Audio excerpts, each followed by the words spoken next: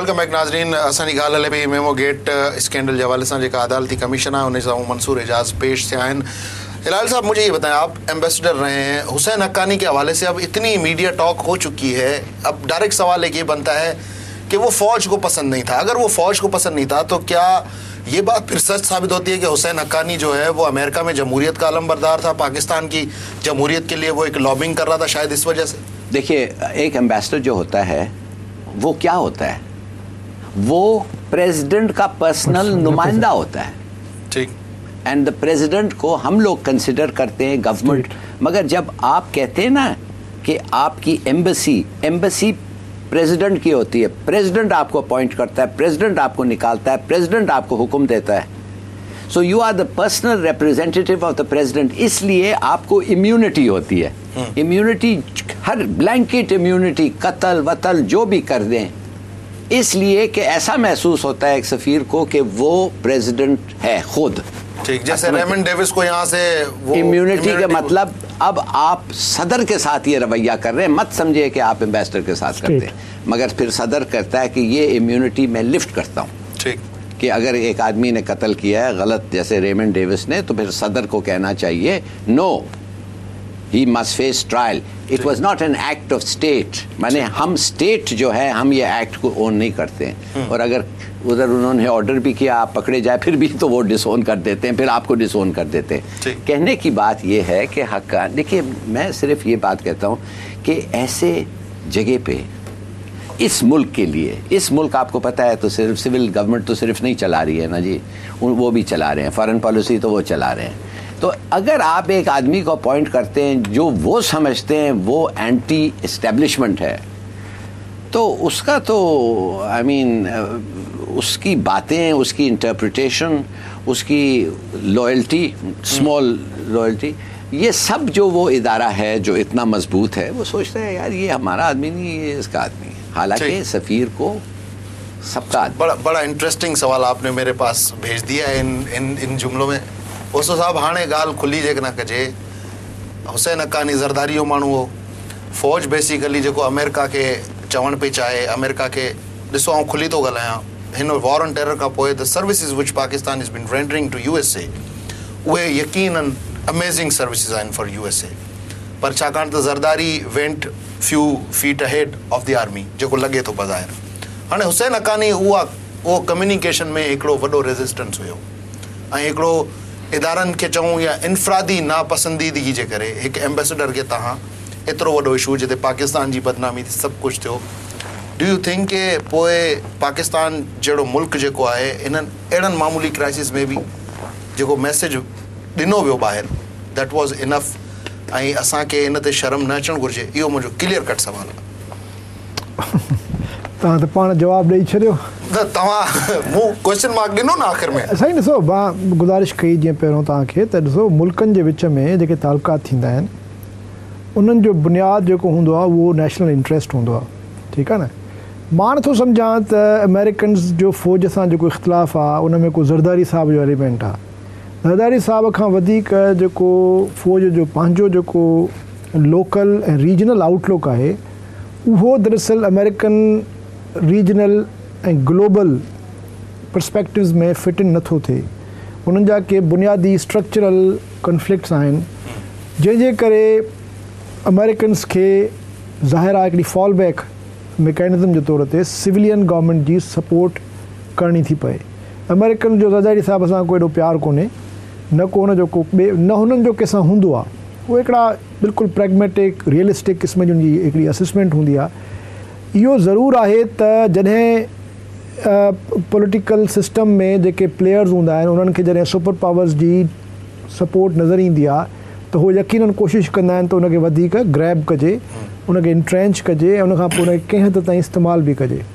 ऐं इहो यकीनन थियो हूंदो ऐं थिए थो, हिन वक़्तु बि थिए थो त पहिरियों दफ़ो अमेरिका, मां चवंदो आहियां, is on the right side of the history, छाकाणि त डेमोक्रेटिक सिस्टम खे अमेरिकन सपोर्ट था कनि फॉर देयर ओन गुड और बैड रीज़न्स, ठीकु आहे न। सो बुनियादी ॻाल्हि आहे इहा। हाणे इन में मसइलो इहो हुयो त अमेरिका खे बि बदनाम करणो हुयो ऐं सिविलियन्स खे बि बदनाम करणो हुयो।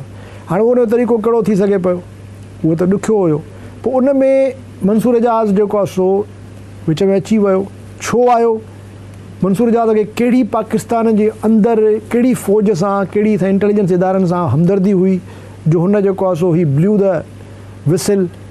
ऐं उन खां पोइ जेकॾहिं हुन अहिड़ी ॻाल्हि कई बि त पाकिस्तानी तारीख़ में इहा ॻाल्हि त हर किताब में लिखी पई आहे त जॾहिं मिलिट्री कू ईंदो आहे त पहिरों इस्लामाबाद में जेको अमेरिकन एम्बेसडर आहे उनखां बि वठिबी आहे ग्रीन सिग्नल, या घटि में घटि बाद में वञी हथ पेर ॿधबा आहिनि। या कॾहिं कॾहिं त जॾहिं अयूब ख़ान जीअं वियो त वञी पहिरों उतां जेको आहे सो आइज़नहावर खां जेको आहे सो पुठी टपराए आयो। त अहिड़े क़िस्म जी हिस्ट्री थर्ड वर्ल्ड जे मुल्कनि में मतिलबु इहे सुपर पावर्स पंहिंजी मर्ज़ीअ जा रूलर्स आणींदा रहिया आहिनि ऐं आणींदा रहंदा जेसि ताईं हुते डेमोक्रेटिक गवर्नमेंट्स मज़बूत थियनि। सो हाणे सिर्फ़ु इहो हुयो हिकिड़ो पॉलिटिकल हिकिड़ो स्टंट हुयो जंहिंखे इस्तेमालु कयो वियो। मंसूर इजाज़ हमेशह हितां जी इस्टेब्लिशमेंट जे ख़िलाफ़ु ॻाल्हायो आहे। पहिरों दफ़ो मंसूर इजाज़ जॾहिं का अहिड़ी ॻाल्हि कई या उनखां कराई वई त उनखे इन करे इस्तेमालु कयो वियो ऐं प्लेअप कयो वियो, जंहिंमें नवाज़ शरीफ़ साहिबु मां सम्झां थो वॾो हिकिड़ो मतिलबु यानी उन ग़ैर ज़रूरी तौर ते इस्तेमालु थी वियो जो हुन अची खामख़ा हिकिड़ी पिटीशन विधी जंहिंमें अल्टीमेटली इस्टेब्लिशमेंट खे फ़ाइदो पियो पए, नवाज़ शरीफ़ खे को फ़ाइदो न पियो आहे, छाकाणि त इन सां बदनाम करे थो थिए, सिविलियन सेटअप थो बदनाम थिए। As far as Americans are concern त नवाज़ शरीफ़ साहिबु इहो नथो चाहे त अमेरिकन्स जेको आहे सो को सिविलियंस जी सपोर्ट न कनि, वो भली खणी सिविलियन ज़रदारी साहब वेठो आहे हिन वक़्तु, सुभाणे त हे पाण बि वेही सघे थो। त इहा गेम सॼी इलॉजिकल गेम हुई जंहिंमें नवाज़ शरीफ़ साहब बि फाथो ऐं जेकॾहिं मां सम्झां थो अल्टीमेटली ऐं कंहिं हद ताईं जुडिशरी खे बि फसायो वियो। पर जेकॾहिं को बेनिफिशरी आहे त इस्टेब्लिशमेंट आहे। सुभाणे हिकिड़ो माण्हू जेकॾहिं 10 कूड़ बि ॻाल्हाया, 10 क़सम बि खया, हुन खां पोइ उहो कूड़ो बि साबित थी वियो त कहिड़ो फ़र्क़ु थींदो? उहो त रहे ई कोन पाकिस्तान में, उहो पाकिस्तानी आहे बि कोन।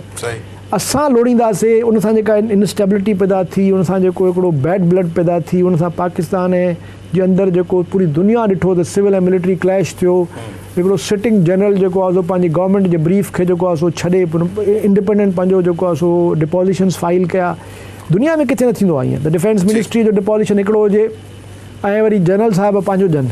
त हाणे इन सां क्लियर नज़र अची वियो त पाकिस्तान में जेको पावर स्ट्रक्चर आहे उन में किथे किथे जेको आहे सो फॉल्ट लाइन बीठा आहिनि, उहे केतिरा गहरा फॉल्ट लाइन आहिनि ऐं उन जो नतीजो जेको आहे तव्हां ॾिसो त हाणे अमेरिकन्स हुनखे इस्तेमालु था कनि। हाणे अमेरिकन्स बहितर तौर ते खेॾण जे पोज़ीशन में अची विया आहिनि जो हो यानी CIA ISI जो तालुकात बि ठीकु थी विया आहिनि। पाकिस्तान ख़ामोशीअ सां लॉजिस्टिक्स बि आहिस्ता आहिस्ता उन्हनि खे ॾियणु शुरू कया आहिनि ऐं उन खां पोइ मां सम्झां थो जीअं हाणे ओरियान्स मिलिया आहिनि नेवी खे, सुभाणे जेको आहे पैसा ॾोकड़ बि मिलंदा, कोalition सपोर्ट फंड बंदि पियो इहो रिलीज़ थी वेंदो, ॻाल्हि ई ख़तम थी वेंदी। ठीक सर, इन्होंने 2 पॉइंट्स एक जो इन्होंने अपने इसमें जवाब में बताई, उसमें से एक पॉइंट तो एक पॉलिटिकल स्टंट वाला था, वो सक्सेसफुल था या फेलुअर था, इस पर तो हम बाद में बात करेंगे। लेकिन इन्होंने कहा कि जी माजी में हमने ये देखा है कि सपोर्ट होती रही है USA से जब भी फौज की बैकिंग की बात आती है या पहले या बाद में। इस वक्त जो खित्ते की सिचुएशन है, हम थोड़ा सा शिफ्ट हो रहे हैं लेकिन इस पॉइंट को एक्सप्लेन करना बड़ा ज़रूरी है। इस वक्त जो हम खित्ते में जो हमारी सूरत हाल है, do U think without China's permission Pakistan की फौज कोई नया एडवेंचर करेगी? This time I am not talking about USA, I am talking about China specially. क्या हमने क्या एडवेंचर हमने चीन को आप किधर से ले आए खींच के? क्योंकि सर हमने कब पूछा है चीन को? 48 में पूछा था, 12 जनवरी को जो मूवमेंट हुई थी उसमें सुना है कि चीन का बड़ा किरदार था। क्या 12 जनवरी 2012 को जो एक कू का पेशगोइयाँ हो रही थी इस्लामाबाद में, उसमें सुना है कि चाइना की बड़ी 12 क्या कू हो रहा था?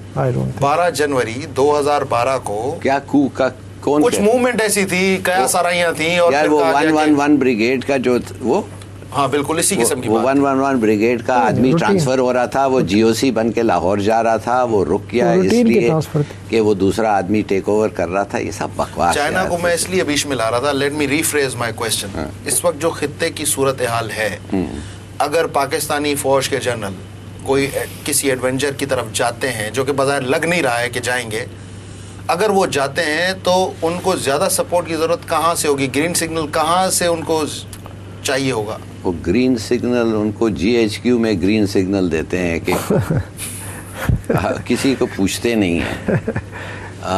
हाँ, अगर एक लंबा पीरियड ऑफ टाइम हो, जैसे अयूब खान का एजिटेशन हो, तो उनको पता होता है, उनको फिर गवर्नमेंट की पार्टी एक्सप्लेन करती है कि भाई हमारा ये स्टांस है, फौज कहता है भाई हम क्या करें, लोग लड़ रहे हैं, मर रहे हैं, हम कब तक बर्दाश्त करें, तो वो भी लॉबिंग करते हैं मुख्तलिफ। मगर अब मेरे ख्याल में ये सब मामला ख़त्म हो गया है। ये अब दूसरा पॉइंट ये था कि ये एक पॉलिटिकल स्टंट था, तो ये सक्सेसफुल मैं सिर्फ उस्ताद साहब से मैं कभी डिसएग्री नहीं करता इसलिए कि वो हर वक्त सही कहते हैं, मगर इस वक्त मैंने थोड़ा डिसएग्री करना है। नवाज शरीफ का नुकसान नहीं हुआ है, हालांकि इन्होंने नवाज शरीफ को सिविलियन गवर्नमेंट के साथ एसोसिएट किया है। नवाज शरीफ तो बड़ा अच्छे से कहने लगा, देखिए यार नेशनल सिक्योरिटी इश्यू, ट्रीजन, मैं एक हुब्बे वतन पाकिस्तानी, मैं तो नहीं बैठ सकता, ये ले जी आए सुप्रीम कोर्ट के हवाले करके, मैं तो जा रहा हूँ। He has not taken sides. उन्होंने ये नहीं कहा कि कहानी सही है और वो मंसूर इजाज झूठ है। उनका एक और मकसद भी हो सकता था ना कि कहीं अगर इसमें वाकई कोई कू की जो शिकायत लगाने गए थे, अगर ऐसी कोई मूवमेंट है तो फिर वो उनका पॉइंट वीटो हो जाता है कि यार ये तो फौजी कोई साजिश कर रहे थे, अगर ये फंस जाएंगे तो ये भी अच्छा काम। लेकिन नवाज शरीफ साहब ने खुद अपने भाई को भेजा था लॉबिंग करने के लिए। नहीं, नवाज शरीफ साहब ने बिल्कुल सही कह रहे हैं। शहबाज शरीफ तो उधर बैठा था, उसने कहा था मदद करो, इसलिए बीबी ने मुझे कहा कि भाई ये क्या नई बात है, तो दिन रात ये तो अमेरिकनों के पास जाके कहते हैं हम कुछ करना चाहते हैं, आपकी ब्लेसिंग चाहिए।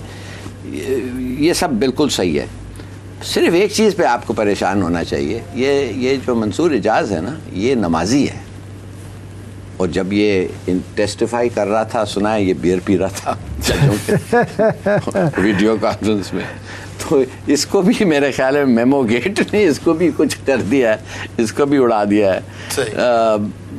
देखिए, जैसे मैंने आपको कहा, अब हम कोलैबोरेशन के लिए ठहरे हैं, फ़ोन्स नहीं दे रहे हैं आपको, मैसेजेस नहीं दे रहे हैं, कॉन्वर्सेशन रिकॉर्ड नहीं हुआ है, तो please explain to me ISI what other proof, और क्या सबूत आपके पास है जो हम कहेंगे कि दिस मैन, कितने फ़ोन कॉल्स उस दौरान में हुए थे पाकिस्तान, किससे बात किया था, and what is the substance of the phone call. ये अगर आपके पास नहीं होंगे तो मैं समझता हूँ कि इट्स अ डेड मैटर। ठीक है, वन लास्ट कमेंट से टाइम तो ख़त्म थी हुआ असांजो। उस्तो साहब, जेकॾहिं फ़ौज चयो त मेमो एग्ज़िस्ट करे थो, ऐं जेकॾहिं इहो साबित थो थी वञे त मेमो एग्ज़िस्ट न पियो करे, त डोंट यू थिंक हिकिड़ो नओं पेंडोरा बॉक्स खुली वेंदो असांजी इंटेलिजेंस एजेंसीज़ जी अहलियत ते ऐं क़ाबिलियत ते?